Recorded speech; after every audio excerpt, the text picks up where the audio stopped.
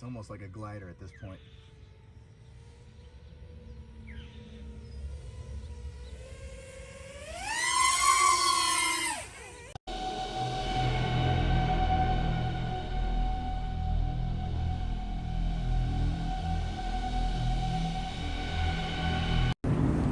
Hey guys, Sky2 Quaddy here, and here it is, 2 years in the making for me because of so many parts broken.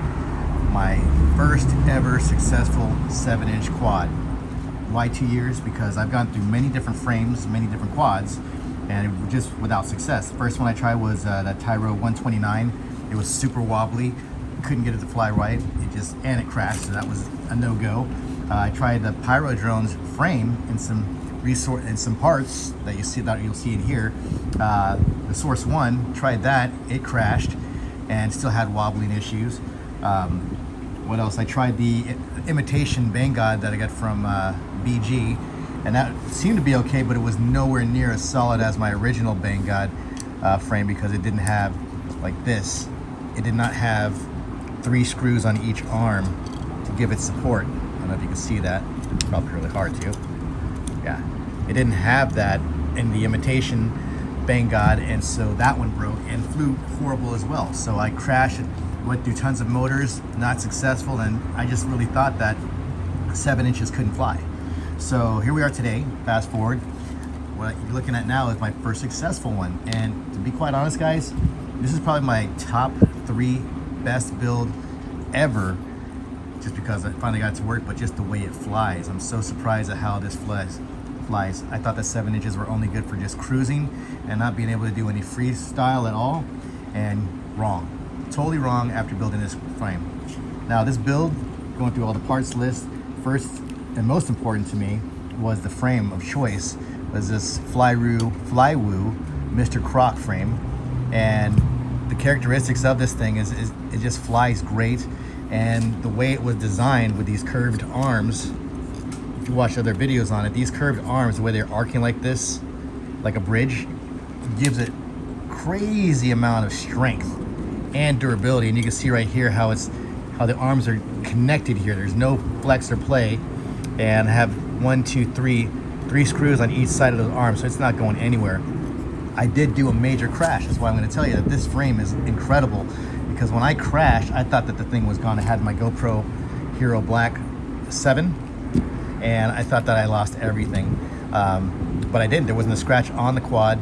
Nothing was bent. The motors were protected because the prop guards or the motor guards were there and totally protected everything.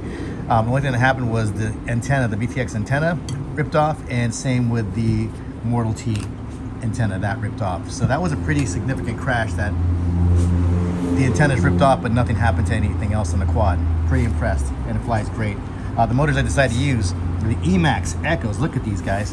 These Emax Echoes, I have these, the version 1 on my 5-inch quad that went 4 miles, and these motors, man, these are probably some of the best motors that I've had.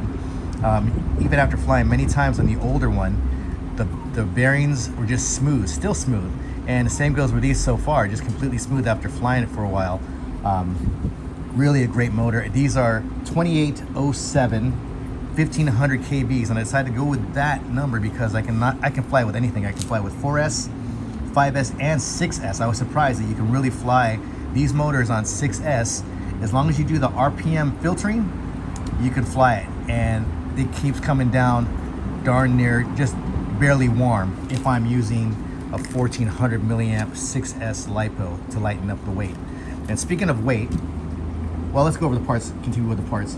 So those motors are great. Everything else has been resourced from other crashes and other 7-inch frames that did not work out for me. So basically I have the HGLRC Zeus F722 flight controller that was on my 2 previous 7-inch builds, along with the HGLRC, was it the FD 60 amp ESC. I actually went through 2 of these because the first crash I put with the Source 1, it was just really bad. And then I just bought it again and put it in the imitation Bangod. And when that crashed, it broke the arm. The ESC was ruined too, so I had to replace that. But this combination, this stack has been pretty incredible as far as how things fly and how easy it is to put together. And a lot of UARTs on these F7 flight controllers.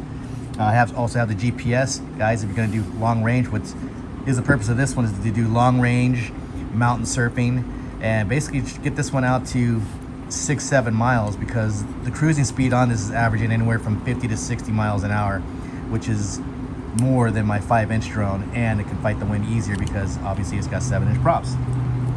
Also using the VIFLY binder in the back here now, because I did dump this the other day and I told you it was a hard crash and I thought I lost everything, because the way I had my my goggles set up with my GPS coordinates, it was underneath one of these words in the DJI goggle that said disconnected, and I couldn't get the right coordinates for it. So I thought I lost it. It took me 2 hours to find the drone. Luckily everything was intact, even had the GoPro on it. I was able to find it after 2 hours, so got the drone back, learned my lesson. Always fly with a VIFLY beacon finder. TBS crossfire as usual, going at 1 amp when I'm going at when I'm mountain surfing, and oh, the Caddx Vista. You're going to recognize this Vista. It's been on numerous quads. My 3-inch Banggod, 5-inch quad. It's got that little pepper thingy in the side window. Yeah, it's because it's been on many quads that have broken in the past. But yeah, guys, I really like this quad. I mean, it flies great. It's super powerful, and I was surprised when you put, oh, the battery's I'm using. You can put these bad boys on. This is a 4,000 milliamp 4S battery, and it's pretty heavy, but it picks it up no problem. I can do some freestyling, some loops and whatnot, but it's pretty darn good. 6S, look at this, 3,000 milliamp 6S LiPo, the all-line. So far, I can only say it's good so far. I think Joshua Bardwell just made a video on them and kind of complained about, you know, not the longevity of it. 1400, like I said, we already saw this 1400 milliamp. Was these sun power? These are really good. I've had these on all of my 6S quads. All right, let's go over the weight. The weight is pretty light in comparison to a lot of other 7-inch quads that I've seen. My little mount here that I have, my GoPro mount, is about 37 grams. Put it on here. So we're looking at 567, so about 530 grams with the props and without the TPU. And in comparison with my favorite, ultimate favorite, Banggod imitation build, it comes in at 421. So just 110 grams more is a 7-inch quad, and it flies incredible. So I'm at 7 minutes right now, so make sure if you're going to do these builds to make sure that you are using RPM filtering. It'll help with a lot of your wobbling, and if you don't have them on your quads already, make sure you do that. Watch some of those videos, because it'll be like flying with a new quad, and you're pretty much on your way to 80% of your tune being done. All right, guys, also the props are Dow Prop 7056 Cs, and these are incredible. I keep saying incredible because it simply is. I love this build. So you'll see it's got plenty of punch, plenty of power, and like I said, no wobbles. I do have a little bit of bounce back, but that can be fixed. Anyway, guys, that's what I got for now. Let's go on to the flight footage. We'll first go to the mountains where I did a little bit of mountain surfing, and then we'll go to the park. That's all I got for now. We'll be flying those on both on 5S for that one, for those videos, and I'll do a 6S flight later on for you guys. Anyway, have a great weekend. Sky2 Quaddy signing out, and I hope you enjoy the filmage of the flights. Take care. Hey guys, I know one question you guys will have was what I did, is because I have the 2807 1500 kV Emax Echo 2s. Can you run it on 6FS safely with a 7-inch prop? I've seen a couple of videos where they're showing it running on, you know, motor tests in a stale condition where, you know, they're just full throttling it, so they can't really use a 7-inch prop to do the demonstration of the motor strength. But in flight, these things have been coming down really, like I said, just barely warm. But I did, just for the heck of it, I want to keep it safe, so I did set the motor output recently just to 93%, which is still super fast and super powerful, super torquey for a 6S battery. And the advantage of using a 6S battery with that is because you're gonna have smooth torque, you're gonna have powerful torque from every freaking point of your throttle.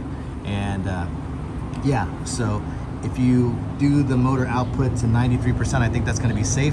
This thing, the top speed is 91 miles an hour on 5S and 6S, so you're not gonna have more top speed at 6S, but the torquiness all the way up throughout the throttle will be there, and without voltage sag, or very little voltage sag. All right, that's what I got. Talk to you in a bit.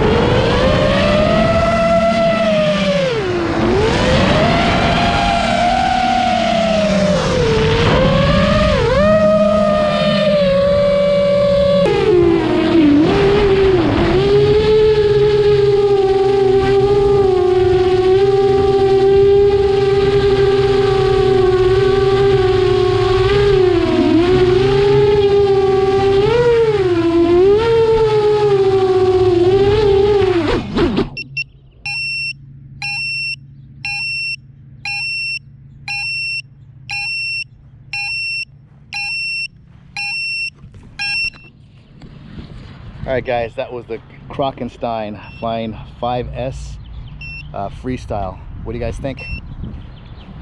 Let me know. We're gonna take it out to Soggy Dry Lake sometime in a couple weeks. Sky T Quaddy signing out.